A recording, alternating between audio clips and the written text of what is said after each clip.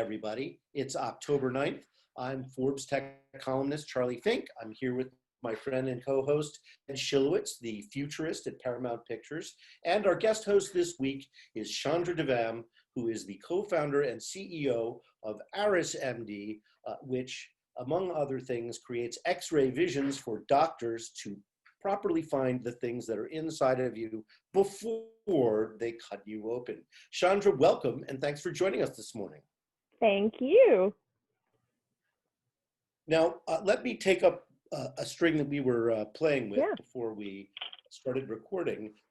You and Ted have done karaoke before. Is that how you know him? Is that what you were saying to me? That is how I know him. So it was, I think, after your book signing in at AWE, some mutual friends, Fleur and Leanne, who are also interesting gals, have a great company, somehow always get people to go. Leanne's last name is Frisbee. Yeah, she's great. I just wanted to point that out because, my dog would love her. No, she's amazing. But whenever I see them, I know I'm not going to sleep anytime soon because we're going to end up at karaoke or something else. Yeah, they're producers. But they're not real producers because they don't pick up the check. Well, I don't know how that system works, but I know they're in movies, which is very different than my industry. So I never know any of the movie people or the entertainment industry part. I'm starting to know them. So we were all karaokeing. It's funny because Angelo from HP Ventures was there. It was an interesting mix. And Ted was singing, and I hadn't met him before, but I was like, oh, he's clearly like a professional. He's with like CCR. He's like, obviously, and I felt embarrassed because I didn't know who he was because I'm not really plugged in.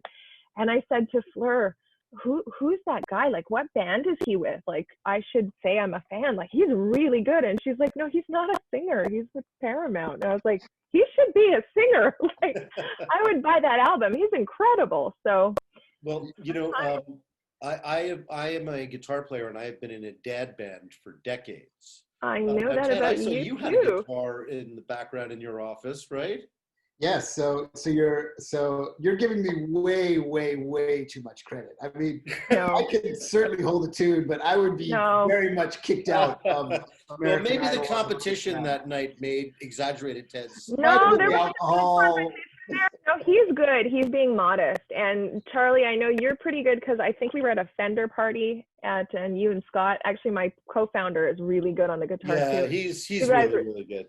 You were too. So we're all everybody is bad at the Fender party. well, a few drinks maybe.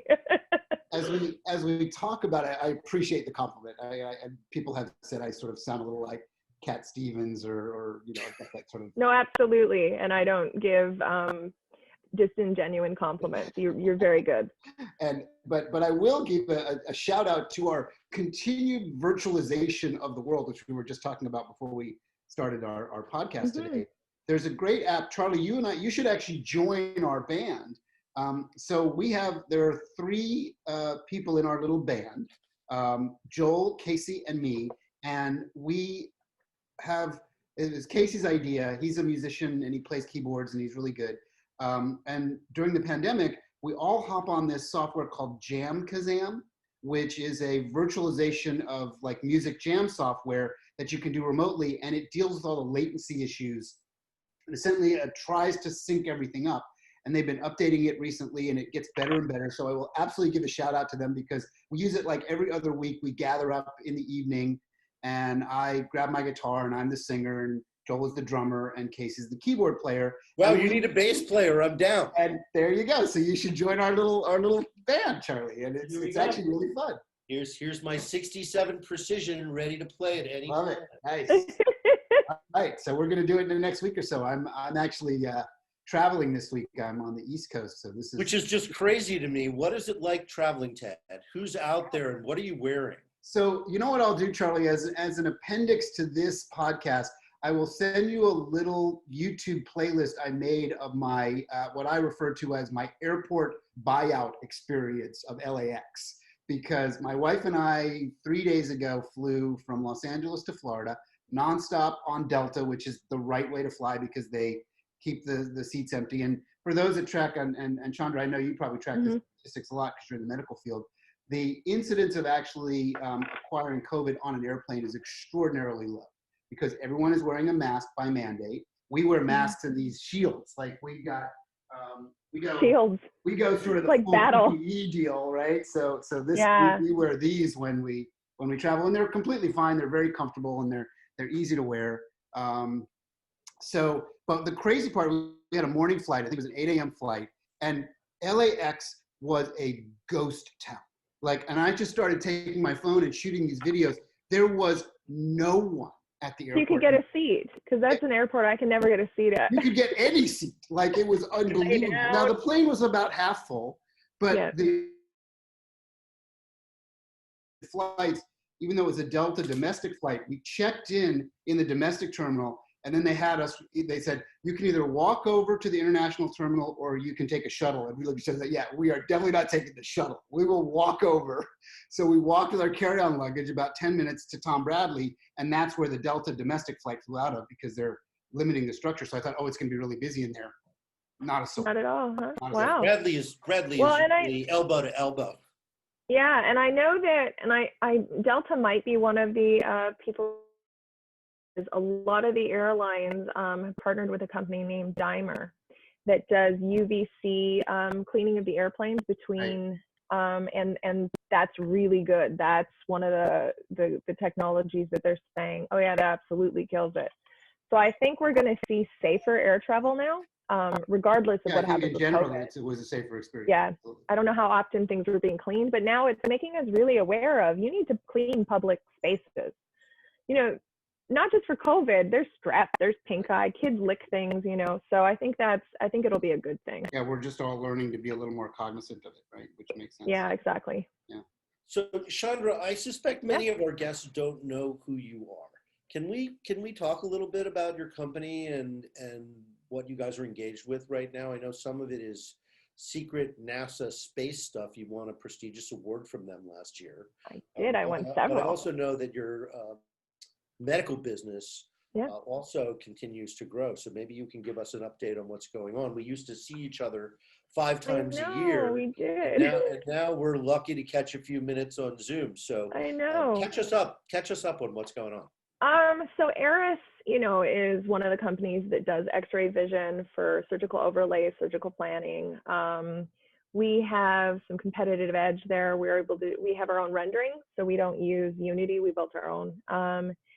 We also can diagnose rockets and have X-ray vision into things like that. So any faults that you have there. So we've got a lot of verticals. The medical stuff's picking up right now. And funny enough, like mental health is one that I hadn't pursued, but one that we are, I don't know, I'm getting this in, sorry. One that we're interested in, and the ability to scan brains and measure serotonin levels and do some psychiatric diagnostics of, is somebody bipolar, are they schizophrenic, and the chemical compound makeup in their brain, how that differs. So that's exciting. Lots is going on with us. We're able to do virtual autopsies, so we're studying the effects of COVID in different areas. So we've been pretty busy. So my company, best summed up, we have X-ray vision into anything. We're superheroes. You're that ad in the back of the comic books that actually came to life. Actually works. Yeah, exactly. That's so funny. I just used that metaphor of the back of the old comic books. I was talking about Kickstarter, right? Because usually when you order from Kickstarter, it's like ordering the sea monkeys from the back of those old comic books. And even though it was really cheap, you are inevitably extremely disappointed. Did you order from them? I did. I ordered from them.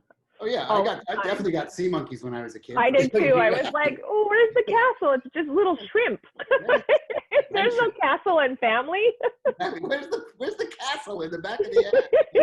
Exactly. Yeah. So we are less disappointing. I undersell what we do. Well, again, I'm joking. I was actually pivoting to actually one of our top stories this week, because the cardboard of AR is back, baby. Zapbox. They did a Kickstarter 4 years ago and delivered this sort of literally cardboard that you fold it up like some kind of very complex origami.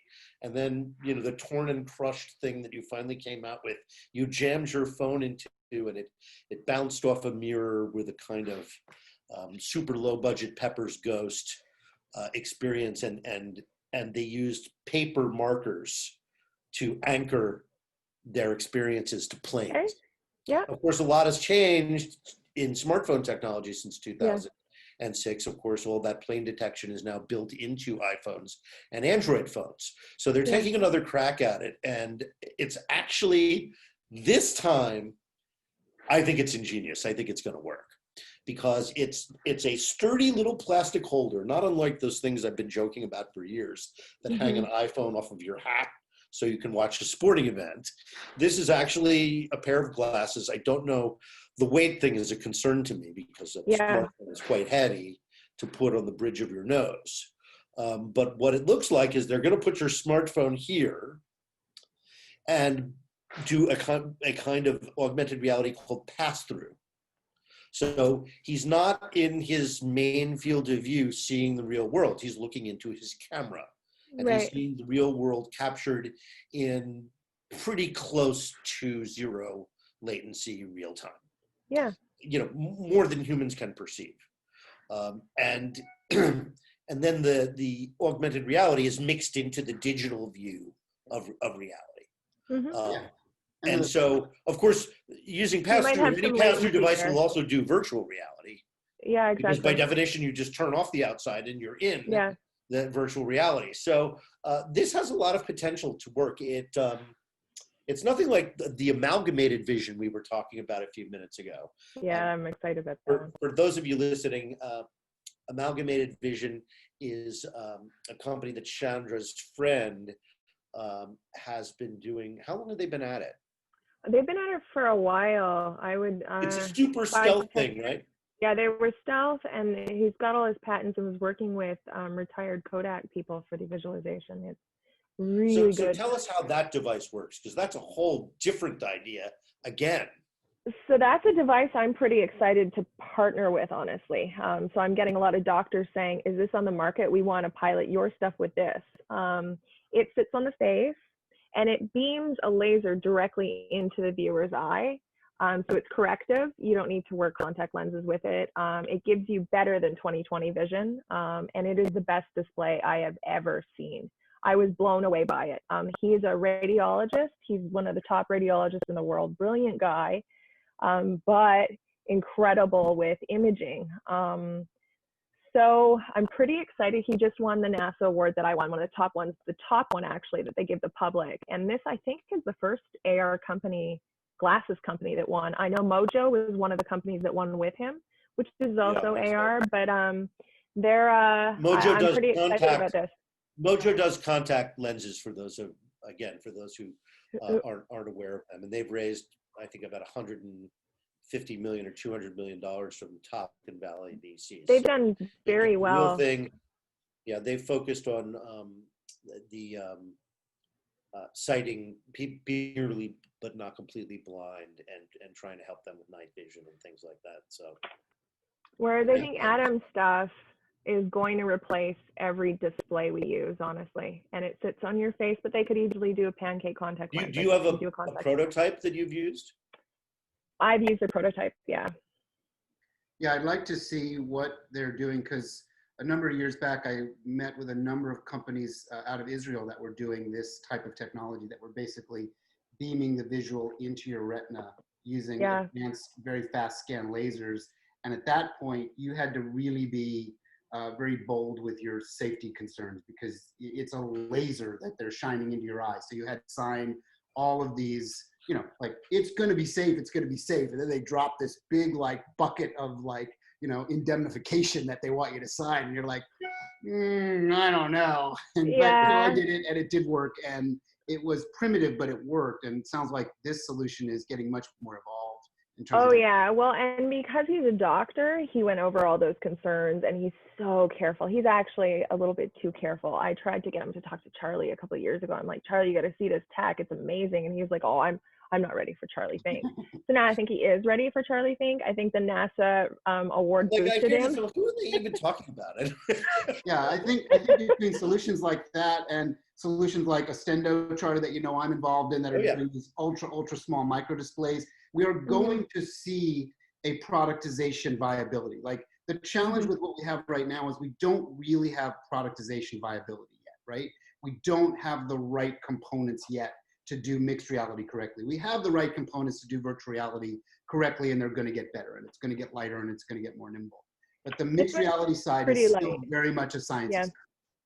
I would say this one, I mean, with NASA getting behind it, they'll get funding. I think we're going to see something in the next year, some big stuff out of them, which is exciting for me. Because we were looking for, because we do surgery, something light for the doctors to have that isn't encumbering, because they need to look down and they need their field of view not to be interrupted at all, right? So I was pretty excited they won that. So I think we'll see some good stuff out of them. Yeah, for sure. You should connect Charlie and I to them. We would love to. Yeah, I would, absolutely, of course. And he's such a sweetheart. Great. So moving right along here through the week's news, which was, there was nothing really that big or dramatic, just a usual announcement about mostly startup companies. One of the startups that I've been following and I'm quite interested in is a company called Virtux Omni. And they have a system where you have overshoes on, like sort of, galoshes with ball bearings in the bottom. And you step into this dish, right? It's like a plastic, very, very slippery dish. And you wear a harness and a VR headset. And now you can fully locomote inside the virtual reality. Like your legs are the mouse, if you will. There's no teleporting now. It's like real reality. Yeah. So that's the, so of course they've been mostly in VR arcades. Yeah. Right. And they've been doing esports thing that HTC and HP have supported and has lots of prize money and they're generally pretty nice guys. And they are a very innovative company, actually. So they've obviously been slammed. Everybody in the location-based VR business has absolutely been killed, even though a lot of them are still denying it. And I feel bad for them, even though they say I didn't. But that company started out making their devices for the home. Yeah. And they pivoted to VR because it was just too hard to do the home. Yeah. It's interesting. And there isn't obviously a lot of software. So I think they saw, a couple of companies have pivoted. For example, the company that's doing Supernatural, which is an Oculus Quest sort of Beat Saber meets Peloton kind of experience where you subscribe and you get classes and you do things that are music-based exercises in VR. And it's quite popular. I don't know the numbers exactly, but I do know a lot of people are enthusiastic about it. It's got great buzz on social. And so Virtux, I think, has looked at this. And, one of the things they've got going as an esport is that it is very physical. I mean, these harnesses are super robust. That's part of the reason that it's better in an LBVR than it is in the home, because it's heavy. You need to get it kind of anchored if it's going to hold a running 200-pound man's body.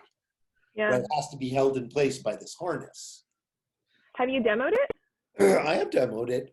And it's very physical. I mean, I think it's brilliant when I looked at it. The physicality of it is the best part of it. Pairing that with haptics is like the dream. You sweat, you're running from them zombies and you are running.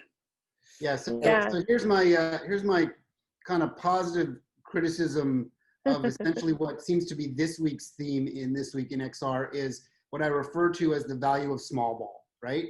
So we talked about Zapper. Zapper's a wonderful company. They're lovely people. Charlie and I always have a good time with them at AWE at a dinner every year. Yeah, they're innovative. They're 30 or 40, 50-person company. This is basically a medium-sized startup. But they're innovative and they're pushing the envelope.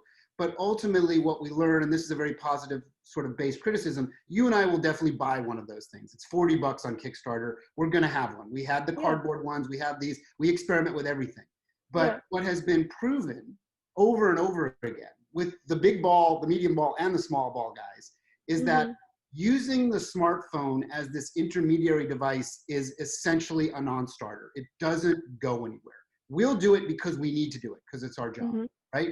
But from a consumerization standpoint, what's been proven with the the evolution of Gear VR into the Oculus Go and the Oculus Quest is people don't want to use their smartphone to strap it into something else, not at scale and not at viability. Now, where Zapper might find a market, which is kind of interesting, is for industrial purposes, for kind of your purposes in medical, where you actually just buy the dedicated smartphone. It's not your smartphone, it's just the display device.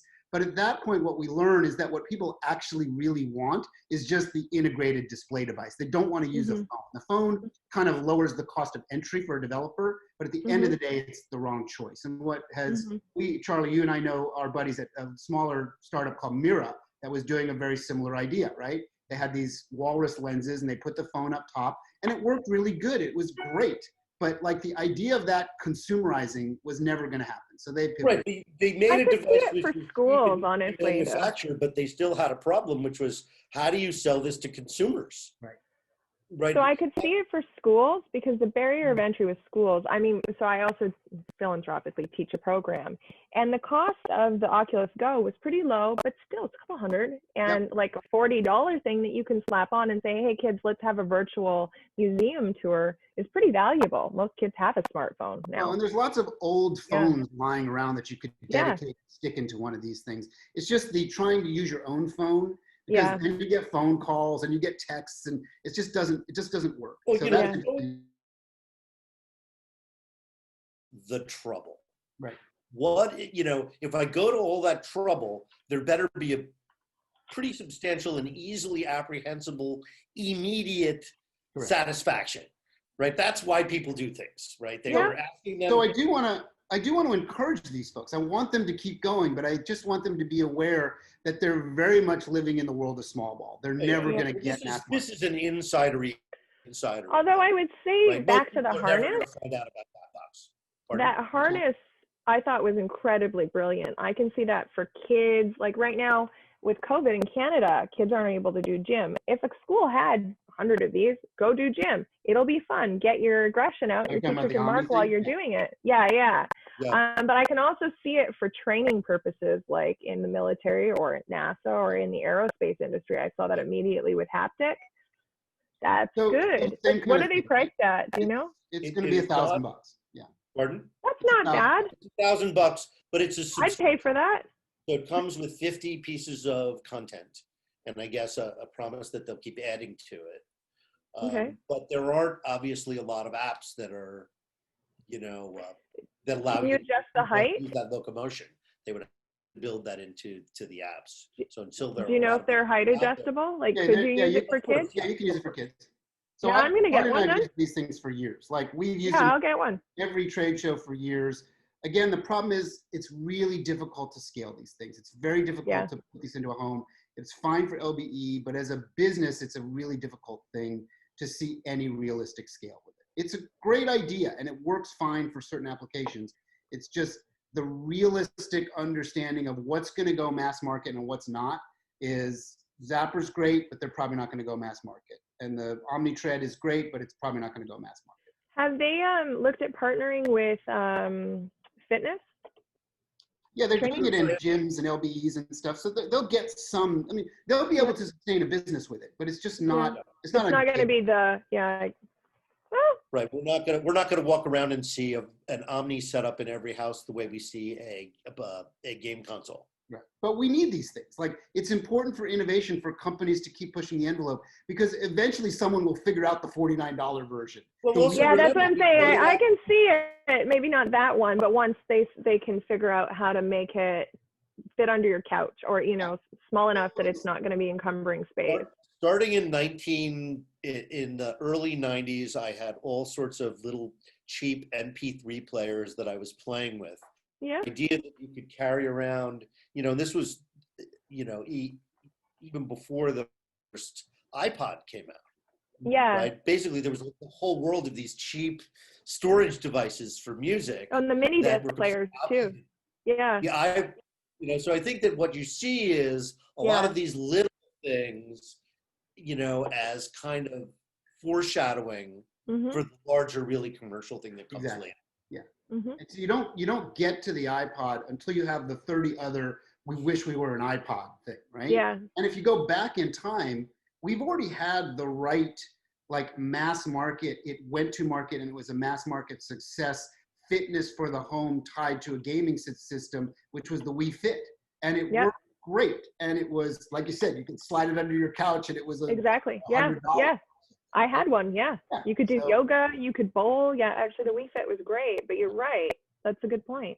Yeah. So it's coming. I was actually involved with a company out of Australia called VisoSpace that's trying to do that with VR. It's basically a round disc that you stand on, and you just basically move your body weight forward and backward, and that's how you locomote. And it was something that you could have for your home. So it's like the treadmill without all the treadmill gap. So there's lots of stuff coming around this stuff. It's interesting. So last topic for today, and this has been really fun, Chandra. We're going to have you back.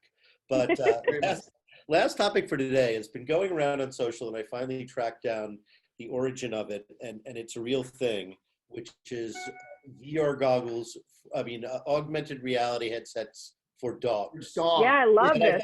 I love this, actually. Yeah. And of course, I was immediately self-debunking it without knowing what it was, because, if you've ever tried to put anything on a dog's head, you know that it is not going to stay there for very long. But actually, it's a thing from a company called Command Sight. They're an Army contractor, and it's see what I see for dog handlers.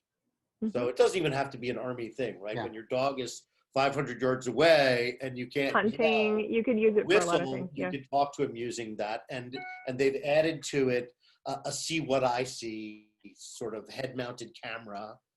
I don't know why it needs to be goggles, but I guess that's the factor that they chose. And so the camera, allows the handler to both see what the dog is seeing and talk to them. So it's a great picture. It's a fun idea, and it's ridiculously unglamorous.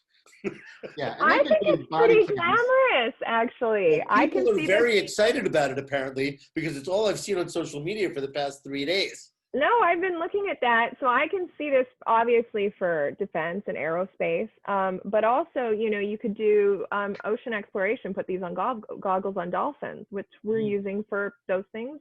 Let's go and see what's going on down there, what happens. And I can see this for a lot of things, actually, not just dogs. Let's go see what the elephants are doing.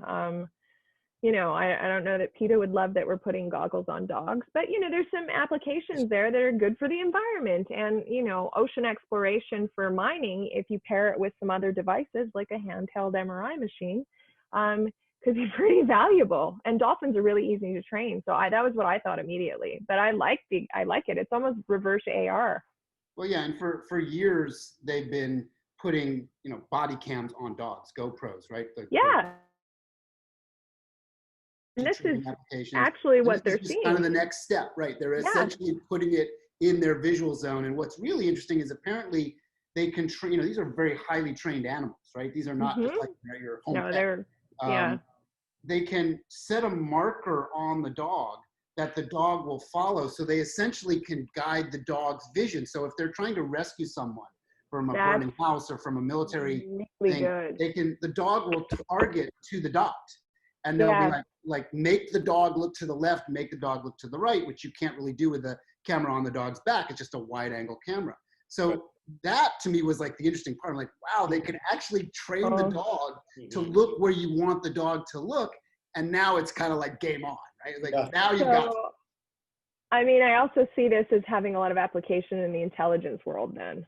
If you get it small enough so the dog looks just like a happy little stray dog, you can send them all over the place.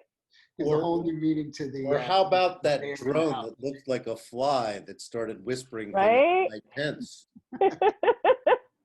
Technology's good. Is that the most meme Ted. moment of all time now? Is that the highest meme of all time? I said, oh, that's Stephen Miller. That's the ghost of Stephen Miller. Oh my God. Well, Funny enough, the goggles look a little bit like the fly glasses, and I was wondering if they'd modeled that after a fly's eyesight. Insect's eyesight with multiple cams. So that is hey, Charlie. true. Yes. Charlie, before we go today, because Chandra's involved in NASA, I wanna show something to her and the world that I think you guys will all think is really cool. Remember, most people are listening to a podcast, so you have to describe. Okay, so I'm gonna share my screen and show you this. Oh, I'm disabled. No, you can't do that because of the way we're. Can't do that. All right, I'll have to send it to you after. But the story is, but describe it. The story is that years ago we were invited to put one of the first VR cameras into the space shuttle, into the Discovery that's living in Los Angeles at the museum there. I'm sorry, not the Discovery, the Endeavor that's living at the museum there. And we went there and we set up, and it was all like super, secure and everything, because we were actually going in into the bay of the shuttle. So we went in and we put the VR camera in, and they're like, do you want to sit in the control of the flight deck of the shuttle? Like they let like 5 people a year to do this, right? Because they just don't do this, right?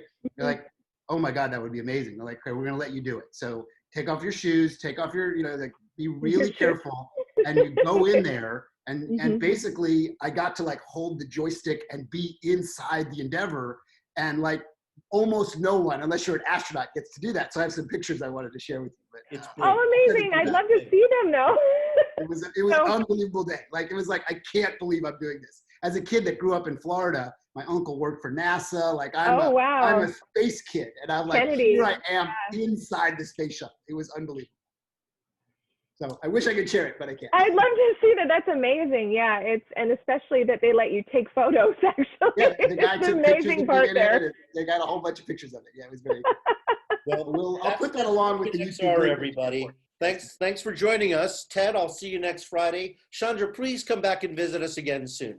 Anytime. The answer is always yes to you, Charlie. All right. Thanks, everybody. Have a great week. Okay, take care. Cheers.